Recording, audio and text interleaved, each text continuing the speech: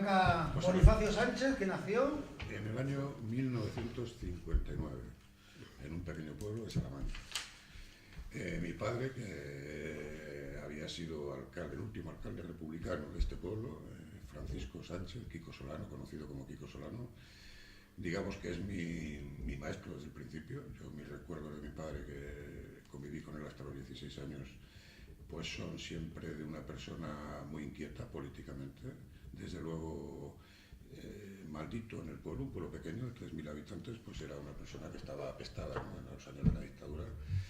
Pero él mantuvo siempre una idea clara, más de libre pensador que otra cosa, ateo convencido. Eso a mí me llega desde el principio. Es decir, yo compartía con mi padre por las escapadas de las catequesis, por ejemplo, ¿no? Y primeras lecturas de libros prohibidos por la noche, sobre todo los inviernos en casa, ¿no? Pues no solo es que además nos enseñaba a leer y a comprender lo que leíamos, hacía pedagogía en ese sentido, ¿no?, sino que además eran textos que tenían mucho, pues, de la vida cotidiana y de la filosofía de la vida, ¿no? Es decir, que fui con él tomando contacto con una cosa que para mí era mi mundo. Yo no sabía de nada más, solo lo que mi padre me hacía llegar, ¿no?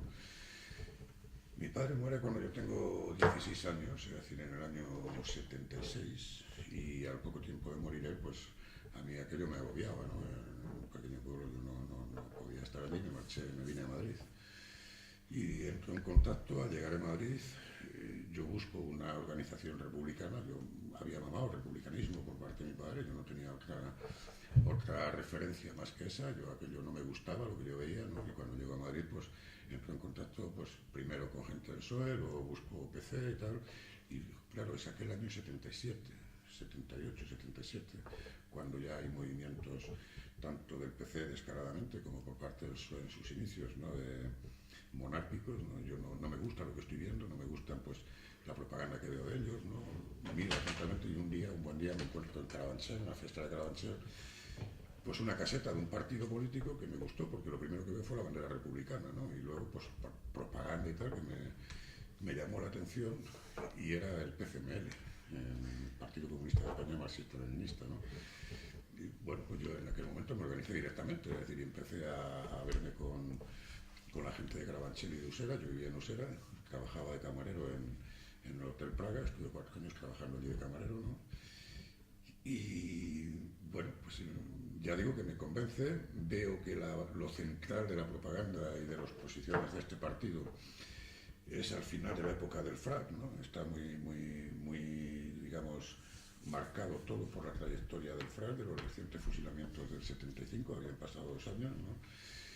Y una posición muy clara siempre en primera línea de la República, ¿no? Yo asisto a las primeras manifestaciones, los saltos que se producen en Madrid, pues un 14 de abril, los 1 de mayo y todo eso, pues entusiasmado, porque veo que son republicanismo por todas partes, ¿no? Y la primera consigna que hay es, en aquel momento, exigencia de un proceso constituyente, en el que se planteaba, pues, la presencia, digamos, de los partidos republicanos como bloque, ilegales todos ellos, a un proceso constituyente que queríamos que fuera, yo así lo viví entonces, ¿no? Queríamos que fuera profundamente democrático, es decir, sin que a priori hubiera nadie sentado en ningún palacio real, ¿no?, sino que a partir de ese proceso constituyente el pueblo español decidiera qué quería.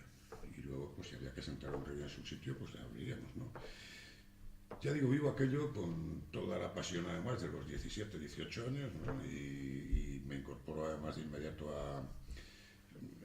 esto funcionaba entonces, pues, que entre que eres joven y con ganas de pelear, pues casi por cooptación, ¿no? Pues vas, en principio, en lo que llamábamos el movimiento obrero, ¿no?, el movimiento sindical. Teníamos un sindicato que era... habíamos pasado de la oposición sindical obrera, que era un sindicato que había sido abandonado por el PC, lo asumimos nosotros, a la Asociación Obrera Asambleísta, que es un sindicato que nace en contraposición a lo que ya entonces está en marcha, que son los pactos de la Moncloa, por parte de comisiones obreras y de UGT y de la USO, ¿no? Y nosotros, y yo en ese contexto, pues claro, me encuentro a gusto, porque esto es un nuevo sindicalismo asambleario, profundamente asambleario, democrático. Yo ahí me incorporo, eso me cuesta el puesto de trabajo en el Hotel Praga, es decir, así incluso me llegaron a detener y tal, ¿no? Por una cuestión que tuvimos aquí de peleas, ¿no? Era muy peleona esa época, muy dura, por cierto, muy dura. Son años en los que ahora se puede ver en la distancia como con un poco, digamos, de añoranza o romántico. No tiene nada de eso. Es decir, cada manifestación, cada día era profundamente violento y duro, ¿no? Salir a la calle te la jugabas, no era fácil, ¿no? Pero al mismo tiempo era satisfactorio porque veías que había mucha gente contigo, ¿no? Que era mucha, sobre todo gente joven, ¿no? Y muy, digamos, yo ahí tuve la oportunidad de conocer gente, me acuerdo muy bien, porque enseguida me incorporan al Comité Central del PCML, ¿no? y a la dirección de Madrid del partido, y tomo contacto con gente que a mí me marca también bastante, como por ejemplo el comandante Tobar, que era miembro del Comité Central y con el que tuve largas charlas, que por cierto me arrepiento de no haber grabado en su momento, pero que era un personaje muy interesante, que jugó un papel importante en la época de las guerrillas, ¿no? Cuando las invasiones por el Valle de Arán, ¿no? Y en el PC. Y con gente que tenía hoy una trayectoria. Este partido arranca en el año 64, una trayectoria, y sale de la cárcel en el año 77, precisamente los últimos compañeros de los fusilados. Estaba Manuel Blanco Chivite, Pablo Mayor Rueda, en fin, toda una serie de gente que estaban allí, y eso marca también un inicio, ¿no? de una nueva etapa en la que los más jóvenes que venían de la universidad, estamos hablando en este caso de Chivite, encabezaba ese grupo, ¿no? Pues se incorporan a la dirección, desplazando un poco, digamos, a los que venían del exilio, ¿no? Y toman las riendas, en buena medida, de la acción de las organizaciones. Ahí todavía estaban alrededor de lo que era el final del FRAP y el principio de la Convención Republicana de los Pueblos de España, que es en lo que se convierte al final este movimiento. Pues ahí estaba la FUDE, que era herencia también del pasado, la FEDEM, estaba por parte de la mujer, la Organización de Mujeres Demócratas, la OMD, había artistas ahí, en fin, una larga lista de artistas del momento comprometidos con esta lucha, ¿no? Que no estaban a favor. Fundamentalmente la diferenciación que yo veo allí era, la piedra de toque era la diferenciación con el PC. El PC está haciendo ya una política determinada y nosotros vamos en dirección opuesta, ¿no? Y la confrontación es brutal. Yo todo eso lo vivo en esos años. Ahí tomo yo contacto por primera vez y conciencia de lo que, sin saberlo, analizado ahora, era la memoria, ¿no? La memoria histórica. ¿En qué sentido? Esto no se manejaba entonces en estos términos, naturalmente. Pero sí es verdad que el Tribunal Internacional para Juzgar los Crímenes del Franquismo, que se forma en esos años, ¿no? Inicia un trabajo de recuperación, digamos, muy elemental, muy amplio, porque fundamentalmente está formado por gente intelectuales, abogados, juristas y escritores y tal, pues de Suiza, de Alemania, de Francia, ¿no? Es gente que está muy comprometida con este proceso, y ahí, entre otras cosas, se llegan a hacer algunas exhumaciones también. Es cierto, yo lo veo ahora con otros ojos, naturalmente, pero en aquel momento lo veíamos como algo muy visceral, ¿no? Muy necesario. Es verdad que formaba parte de un sentimiento que estaba arraigado. Voy a poner un ejemplo nada más para terminar con esa fase, que es un pueblo muy pequeñito al lado del mío, que se llama Algodón, que tiene 500 habitantes. En el año 78 sacó a todos los fusilados, que eran cerca de 20, en ese pequeño pueblo allá cerca de Portugal, ¿no? Quiero decir que había ahí una cosa que no teníamos, esa conciencia ni global, ni mucho menos la perspectiva que hay ahora de aquello, pero que se hacía casi por instinto, ¿no? Es decir, por instinto de una deuda con nuestra gente, ¿no? Porque estaban vivos muchos de ellos, y de justicia, ¿no? Ya está, elementalmente era así, ¿no? Y a partir de ahí, bueno, pues ya sigue todo un proceso de militancia que dura hasta el año 91 en esta organización.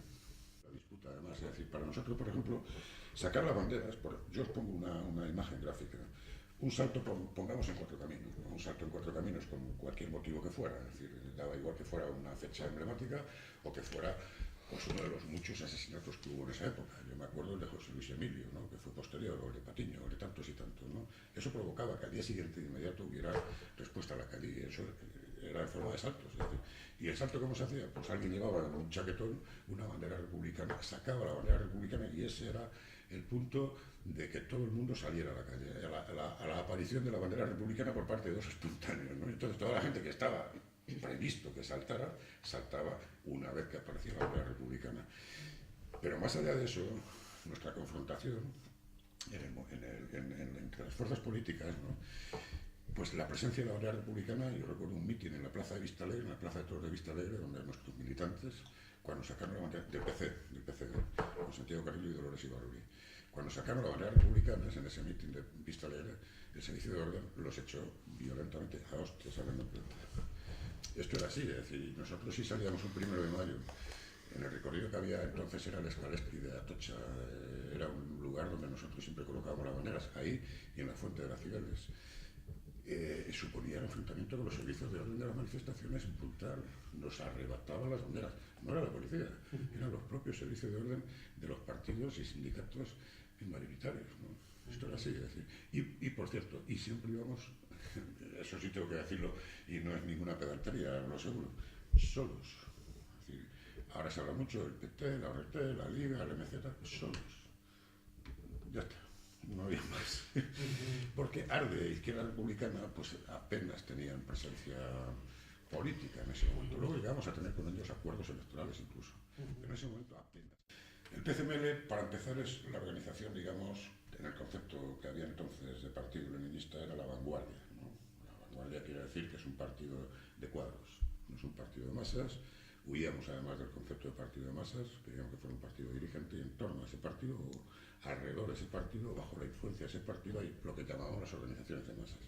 Ahí el que sí tuvo miles de, digamos, afiliados, o como queramos llamarlo, ¿no? O colaboradores y tal, fue el FRAP. El FRAP, a través de multitud de asociaciones, digamos, integrantes del propio FRAP, que presidía, por cierto, eso sí lo quiero dejar claro, porque siempre yo tengo un especial recuerdo para este personaje, que es un gran desconocido justamente, que es Julio Álvarez del Valle, un socialista que fue ministro de Estado con Negrín y que acabó dirigiendo como presidente del FRAP, ¿no? Bueno, pues esto sí, ahí hubo, pero cifras no era fácil manejar, primero porque eran organizaciones con un funcionamiento muy estanco, debido a eso, a las necesidades. Teníamos un librito pequeño, que en las tapas pone obras escogidas de Cervantes, que en el interior son las normas de clandestinidad, y eso se seguía rajatabla, es fundamental, y aún así estábamos muy infiltrados, y de hecho, claro, hubo caídas enormes, ¿no? No se llegó nunca a saber exactamente. Yo te puedo decir que ya más adelante, cuando pasan las estrictas normas de clandestinidad y llegamos a tener un funcionamiento legal y abierto, pues en Madrid llegamos a tener, en la época en que yo estaba en el Comité de Madrid, en la dirección, en la Secretaría de Organización de Madrid y en el Comité Central, llegamos a tener el orden de 200, 300 militantes. Que esto en el concepto entonces era mucho, ¿no? Porque dices, son gente metida en movimientos sociales y tal, ¿no? En fin, bueno, se llegó a tener unas cantidades pequeñas, claro, naturalmente, comparado con los partidos grandes, ¿no? Pero esto es lo que quedó, digamos, de la época de la clandestinidad, donde sí es verdad que por el FRAP pasaron miles, eso es cierto, desde gente que acabó de ministro con Felipe González hasta barrios, fábricas, en fin, universidad, la universidad muy potente, por cierto, porque aquí la FUDE tenía fuerza, tuvo fuerza, y yo voy a contar una anécdota de un amigo mío que estaba estudiando para médico aquí en la universidad, y él andaba buscando, estoy hablando del año 68, 69, 70 por ahí, y ya había gente en el entorno de los comités ProFrab y todo esto del FUDE, y andaba buscando dónde meterse, ¿no? Entonces él veía que todos los días había carreras y los estudiantes corrían delante y la policía detrás, y un buen día ve que es al revés, que la policía va corriendo y los estudiantes van detrás, sacudiendo y tirando cócteles molotov y tal, ¿no? Y un jeep de la Guardia Civil ardiendo. Y dice, coño, pues aquí me meto. Y mi querido amigo Chito, pues se metió ahí, eso era el FRAP, ¿no? Era gente pues, muy combativa, ¿no? Es cierto. No me incluyo porque yo, como veis, llego más tarde. Y asisto a lo que es el final de una época, el final del FRAP, ¿no?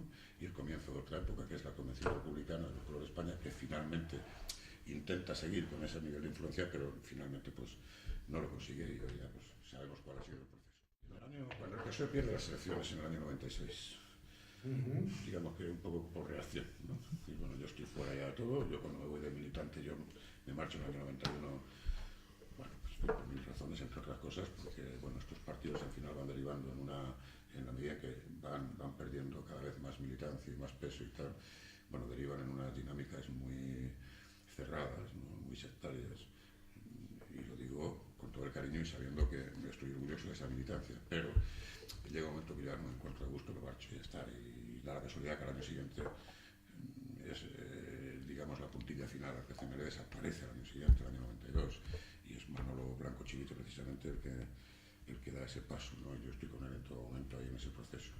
Pero luego, ¿por qué el PSOE? Bueno, pues es un poco una reacción, si quieres, visceral y por llevar a la contraria, no tiene una reflexión.